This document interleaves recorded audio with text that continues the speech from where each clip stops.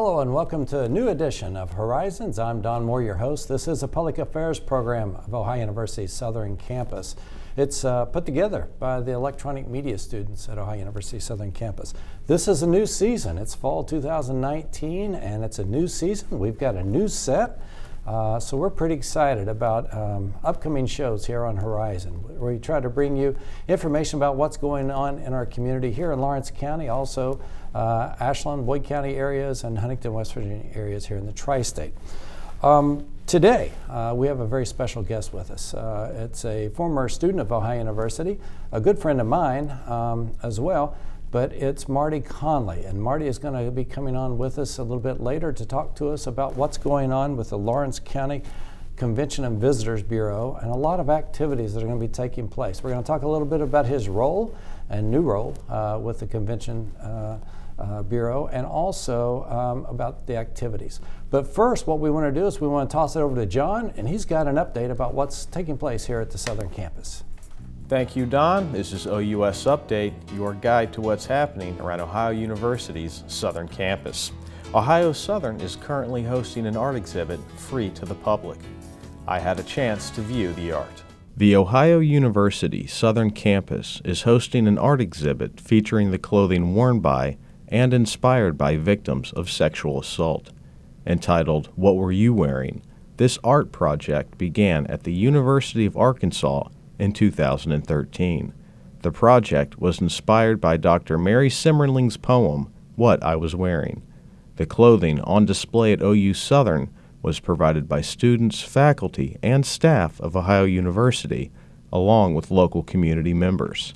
The clothing and descriptions are meant to challenge the notion that what people wear causes sexual assault. The installation is located in the Dingus Building, room 111. It is available Mondays and Wednesdays, 10 a.m. to 2 p.m., and Tuesdays and Thursdays, 2 p.m. to 5 p.m.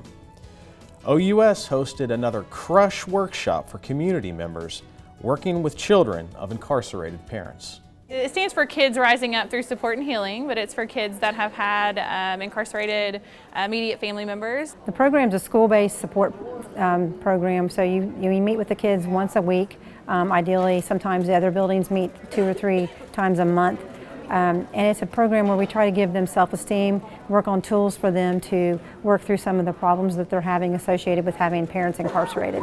And so if they're not given those tools, how are they going to do better as well? We received funding from USDA to provide workforce training to help those who work with families, individuals, and children who have been impacted by opioids and other drugs in our community. As a social worker, I don't think there is any kind of piece of someone's life that's not affected by substance use.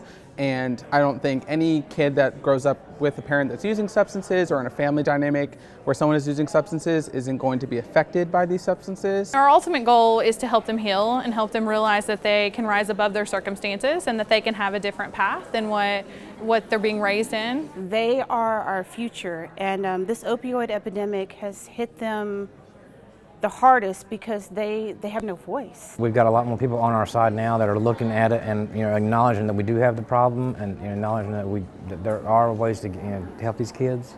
Ohio University Southern is committed to working with members of our community on our region's opioid response. And so we are working to help bring training and information, resources into our community members as we continue to respond and begin recovery from the opioid epidemic.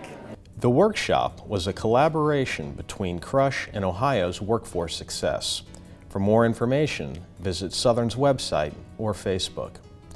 Ohio Southern's Workforce Success is also opening Southern Launch, a business incubator on campus. How are you building a culture of entrepreneurship in your community? I think the Incubation Center here at Ohio University Southern is important because it gives people the opportunity to come and network and get support when they have an idea.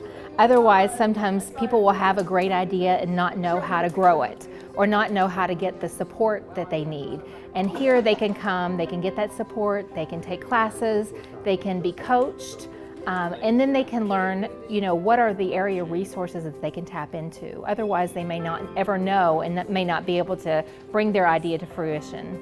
We're not just giving you office space. It is much broader than that. We have a lot of home-based business in Ironton and Lawrence County. And I get calls from those people wanting, I need a space downtown, and this is a really good organization for them to get started and figure out how to get into a business. As a banker, the tweaking the skills of the entrepreneur and the banker and the bankers and the business people in the world are what we're here for. And with this business incubator that Ohio University is going to develop and bring together, I think that it's going to be very beneficial for all business owners and entrepreneurs in the whole community. In a business incubator, you have to move a business up and out. The Southern Launch offers a co-working space here in the Dingus Technology Center on our Ironton campus. Members of the Southern Launch will also be able to access a variety of services.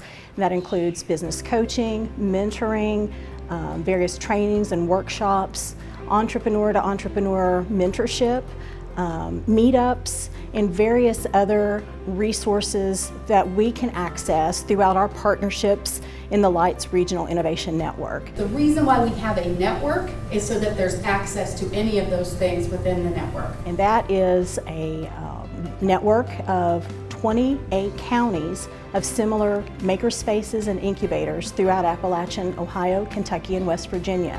So we're just one small hub in that larger network as Appalachia strives to reinvent its economy.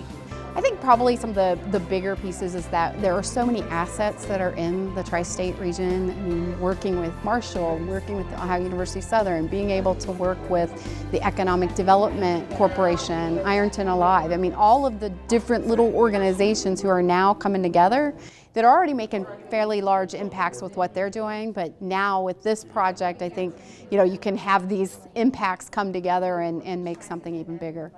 For more information on Southern Launch, please contact Sarah Diamond Burraway at workforcesuccess@ohio.edu.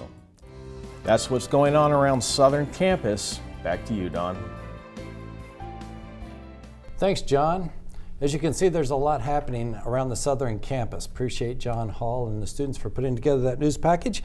Right now, what we want to do is we want to talk to Marty Conley. Marty is with the Lawrence County Convention and Visitors Bureau here in Lawrence County, Ohio, and it's a new position for Marty. Marty is a former student of Ohio University, but we're glad to have him on the set with us today. Marty, thanks for being with us. Thanks for having me, Don. Appreciate it. Before we start talking about your role at the Convention and Visitors Bureau, why don't you tell us how you got to that position? Well, a few years ago, I went through a layoff at AK Steel, and had been in industry work for 20 plus years, and at that time I really didn't know what direction I wanted to go, so I continued my education. I come here to OU Southern and worked to see what kind of schedule I could come up with, and just recently finished my bachelor's degree in applied management. Congratulations. Thank you. Thank you. I remember when you found out that you were going to be losing your position, you contacted me. We've been friends, mainly because his son was in our program here. But you contacted me and you said, I don't know, about going back to school and everything. And I said, don't worry, you'll do fine. And excellent student. Thank you. And Thank you. I was proud. Thank you. I appreciate it. To say I know you because I know you put a lot of time. And then, trying to juggle jobs, you are busy almost every weekend, almost every night, because as a hobby, I don't know if it's a hobby, it's kind of a profession for you too, you're a photographer. And people can see you around, whether it's a Kentucky basketball game or a local high school game, all the concert venues in the area. I think you're the official photographer for Big Sandy Arena, and you do a lot of work at the Paramount. Tell us a little bit about your love of photography. It's been about 14 years that I've been into this, and I've always been a sports fan, always been into art, and years ago I was doing some coaching with my son's Little League team, and was doing some pictures for him, being there on the field and having the access there to do that, and was making some posters for their bedroom. We were redoing some of the wall hangings in their room, and made some posters of my boys, and my wife said, those are really good, you need to continue this and do this a little bit more. So I blame a lot of it on her, but mixing the two passions that I had with sports and photography has led to a great network of meeting people, opened some doors, had some opportunities, and been very persistent with it. And it's been a lot of fun. Made some great friends, and enjoy the opportunities to get to do what I get to do. What's probably the most unique picture you've ever taken? Oh, wow. The most unique picture that I have taken or I have been in? Oh, you've been in them. Oh, okay. Bucket list I set this years ago was when I told my wife I wanted to do this venture, was to maybe shoot college basketball, on a professional level. And being a music guy, I always thought, how neat would it be to do a Kiss concert? And about 10 years into it, I had the opportunity to do that, and actually had an opportunity to meet up with the band and had my photo taken with them. So I kind of thought that was kind of a unique. It wasn't a remake experience. Group or anything. It was no, the real band. It was the real band. Yeah. My first concert I ever attended was Kiss, and it was in Huntington. That was in the 1970s. Yeah, so it was great. It was great. And basketball. I mean, not only are you courtside at University of Kentucky, but you've gotten to be in somebody's living room, I believe. I've had the opportunity working freelance photography with the Ashland Daily Independent for the last several years for the opportunity to go to the Coach Calipari's home for the selection show. It's been a neat opportunity to watch the reactions of where they're going, where they're playing, where they're seated in the tournament. So had the opportunity to do that 3 or 4 times, and it's been great. Okay, we'll have to get you back on and show your work and talk more about that. But today we want to talk about some of the happenings, some of the events that are going on here in the Ironton area. Okay. As your new responsibility with the Chamber of Commerce, why don't you explain what your title is and what it is that you hope to do? Well, my title is Lawrence County Convention and Visitors Bureau Director, and what my role here in Lawrence County would be is to promote the county, promote travel and tourism in the area, get things into the tri-state, have people come to the area to see what Lawrence County has to offer them, and really just get out and promote our area that we live in. In doing so, there's ways that you gather information to help promote events that other people are putting on here in the community, but also you are involved in putting together events. One of the biggies that just took place was one that had to do with the famous Ironton Tanks. Yes. Why don't you tell us about how that all came about and what happened at that event? Sure. When I took the position in February of this year, I really wanted to get things rolling, and I was looking through researching, going through things in the county, being a sports fan that I am, and looking through some of the history of the county, come across and seen where this was the 100th anniversary of the Ironton Tanks, and I thought, wow, we really need to recognize this and see what we can do with an event type of this. If you know the story of the Tanks and how they were here and worked with Portsmouth Spartans and then eventually went into be the Detroit Lions as we know of today, pulled all my work together and started making some phone calls, and probably since the 1st of March had been talking with Detroit to see if they were familiar with the story, the history, and if there was something that we could do to maybe pull some type of an event together. So what they were able to do is put me in contact with a Lions legend, which is a former player or alumni, to come to our area to recognize that. So I'm very thankful. Put a lot of work into doing that, and it was great. And his name? His name is William White. William White. And we've got some footage we're showing of that as well. Not only that, you had another legend speak at the event, Mr. History. Yes. Mr. History here at the Southern Campus, but also somebody that knows this region like no other, whether it's the historical part of Lawrence County or the whole tri-state area or sports. Yes. And that's Bob Leith. Yes.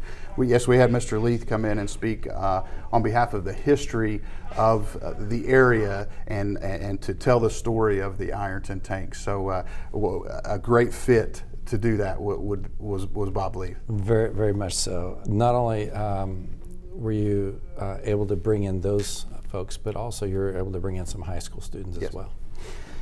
When we were putting together an event such as this, there were so many different things that we could do as a community and pull things together. Once I had our schedule set and the opportune dates that we could do our event, I needed to see what kind of audience that we could have for that. And my goal on this would be to educate our youth of the history of the tanks. So in our event, our attendees for that were our youth, high school players from Lawrence County, the team captains and their athletic directors and coaches, so they can relay that message on. And then getting everyone talking about this, so hopefully throughout the season or throughout the year, we can have that on fresh to be talking about, because I think there's a lot of history there. It's been a great project to research. And from there, you took the event on over to Ironton High School to Tank Stadium? That night, yes, when we looked on the schedule and everything was working out as far as our timeline goes, Ironton was hosting Fairland, which is 2 schools within our county. And Mr. White was able to be a part of our coin toss and then a small recognition at halftime, just to let the people know that we were wanting to recognize the Ironton Tanks. That's just your first event.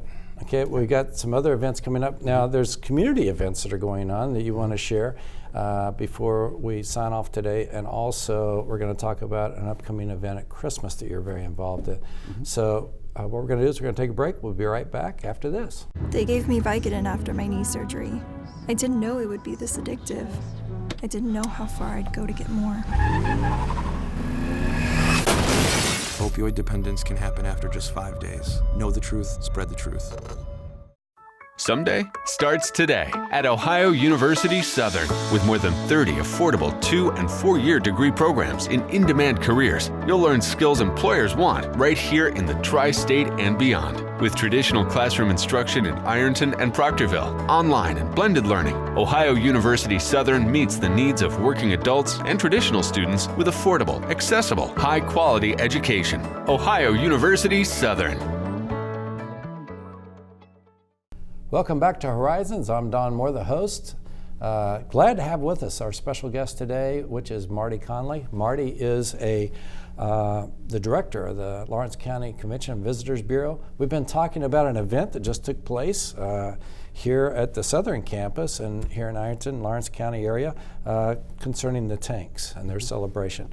But Marty, there's a lot of activity going on, and not only do you help through the Convention and Visitors Bureau put on activities, but you help promote other activities here in the Lawrence County, Ironton area. Is that correct? Yes, that's absolutely correct. We would love to have people come into Lawrence County and show what we have to offer. So anything that we have within the county, we would want to help promote that and get the word out there. Okay, how can people get in touch with you? If someone would want to get in contact with us about an upcoming event, they could obviously call us at the chamber. The number is 740-377-4550, or they could check us out on our Facebook page at Lawrence County, Ohio Tourism. We post our events there, pretty active with our social media, and they could reach us there. As a matter of fact, I just saw a couple of posts just in the last 2 days about some upcoming events in Ironton.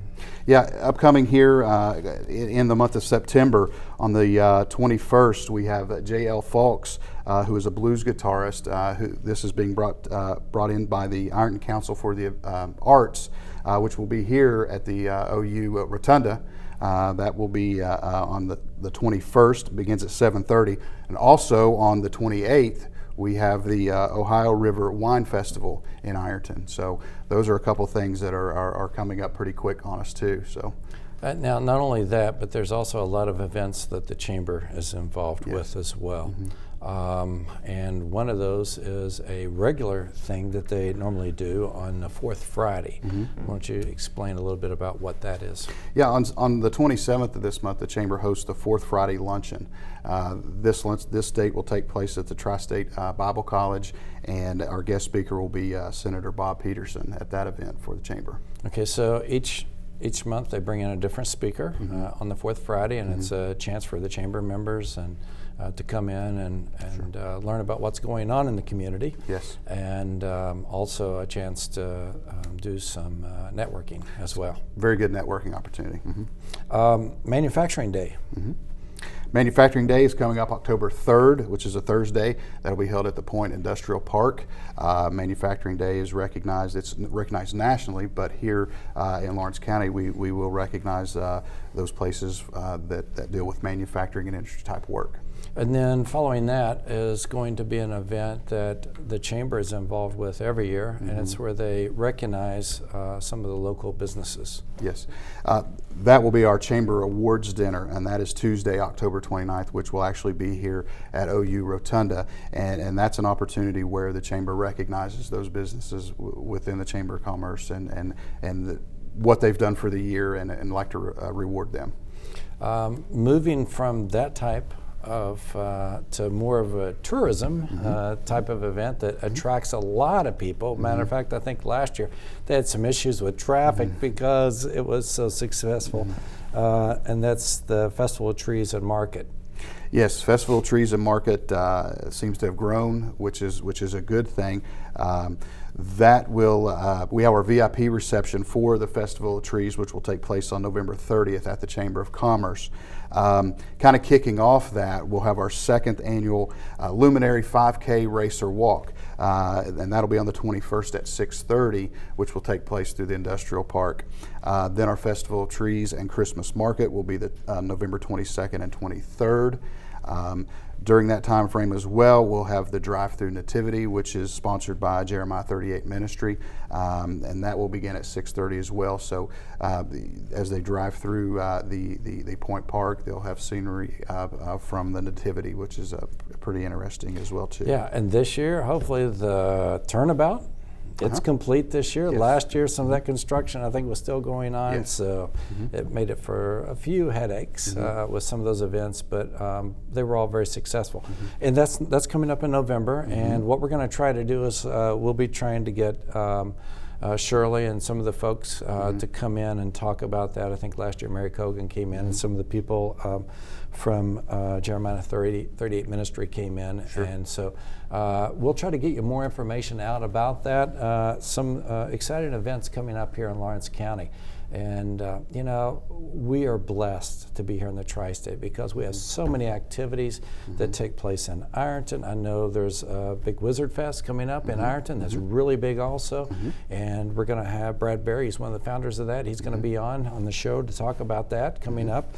But you know, we're fortunate to live in the area. We forget about that sometimes. You know, we let that river kind of be a divide, but there's a lot of activities going on both sides of the river that we can all take advantage of. Absolutely, absolutely, and that's been a great part with me being involved with this is how much is going on and being able to get the word out and help with that. So yeah, there's a lot. And I'm sure if people are wanting to put together conventions and bring people to this area, you can help get them in touch with the hotels and the facilities, get information to them about Vesuvius. I mean, look at this resource we have right here in Vesuvius, and so many things that can be done with that resource and putting together you know, the facilities here at the university. Now we have just a couple of minutes, and you've got a big event coming up on December 3rd. Okay, why don't you share with us who it is and what that event's all about? Sure. On December 3rd, which is a Tuesday evening at 7:30, we are bringing in a country musician, John Berry. Will be bringing his 23rd annual Christmas Stories and Songs tour to Ironton High School Auditorium. We're excited about this, to have this here. I had an opportunity a few months back to speak with John, and we were talking about the area, and he loved the area and wanted to come back here. So we made it work to where he can come back and have his show at the auditorium, which is a beautiful facility. Yeah, people don't realize how beautiful that facility is at Ironton High School. It's new, and it's a really nice facility for events like this. Yeah, I think that it'll be great. So really looking forward to that. So that'll give us a nice thing for Christmas. He's had his hits over the years as well, but his Christmas show just adds that extra to it. It's phenomenal if you've not seen it before, but really looking forward to having him come to Lawrence County as well. Share once again how people can get in touch with you, and if they have any events they want to promote through you, and let you know what's going on, and also if they have ideas. Okay. Tickets for the John Barry Show yeah. can be purchased at his website, www.johnbarry.com, or you can come into the chamber office and we can do tickets there. Our number there at the chamber is 740-377-4550. If you have any events, anything you want us to help promote or get the word out, that's where we can be contacted, or on our Facebook page at Lawrence County, Ohio Tourism. Marty Conley, the director of the Lawrence County Convention and Visitors Bureau, glad to have you with us today. Thank you. And you have to come back as you get more events coming up. Come back, talk to us, and we'll let people know what's going on. Absolutely. Thanks for having me. That'll be it for Horizons. We'll see you the same time next week.